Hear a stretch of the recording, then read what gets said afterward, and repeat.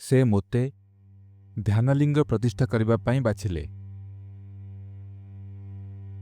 मु जानिनी क्यों कारणरू किंतु कौनसी प्रकारे मो गुरु मोते बाछिले।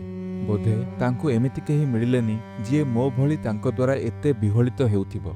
से मोते ध्यानलिंग प्रतिष्ठा करबा पाई बाछिले, जहा तांकर स्वप्न थिला, मोर स्वप्न नुहे।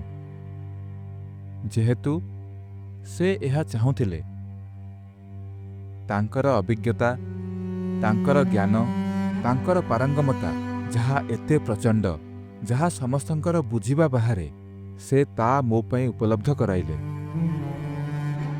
तेणु मु सबुबले एहा उपभोग करि आसिछि जे कौनसी संघर्ष बिना मु जहा जानिबाकु चाहे ता जानि पारे।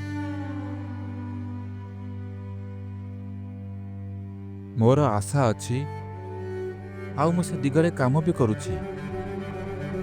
जदियो अनेक नहले भी अति कम रे जनंकु तैयारी करिबा पाई, किंतु अति कम रे जणे व्यक्ति जहा भितरे मु ए सबु ढाली दे पारिबी।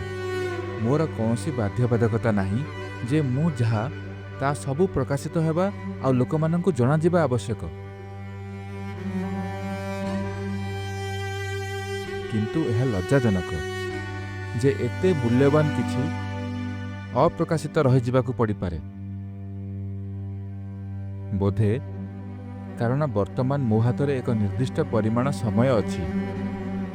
बोधे लोक माने आगकु आसिबे, सठिक प्रकार लोक माने बढ़िबे, जेउ माने केवल जिनिस गुडी को ग्रहण करिबा पई यथेष्ट ग्रहणशील हेबे। कारण एही आयाम गुडी को शिखा जाई पारे नाही कि जणे एहा शिखी पारे नाही।